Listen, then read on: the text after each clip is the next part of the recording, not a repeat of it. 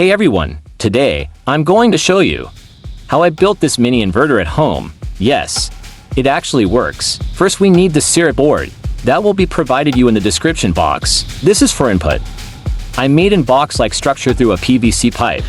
If you don't know how to make this, comment down below. Then we will grab this into it. Take the input wires. For the input I use laptop batteries. That will also be providing you in the description box. I will connect them into series. Like this way. One is negative and the other one is positive. And I also soldered a connector for charging. You can also use any other connector as well. I used just a few basic components.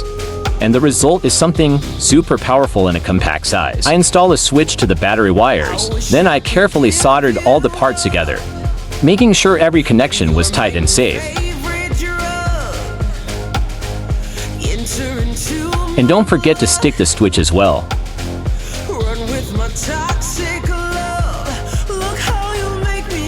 Black wire for negative.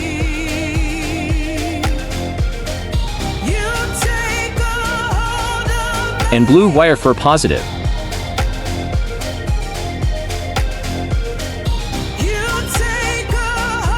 I know this device looks very awkward, but you can make in your style. If you want that I make this again perfectly, comment down below. The output plug. Or you can simply attach the 5-pin plug also.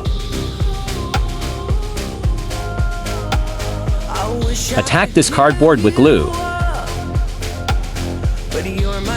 Like this way, cover the whole body, according to yourself. After wiring everything up, it was time to test it.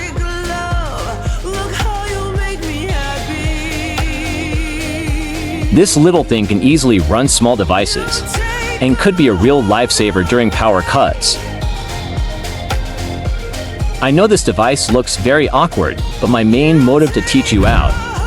But believe me, this small devices and could be a real lifesaver during power cuts. Some people will be comment that this is fake. But as you can see, no extra wire over here.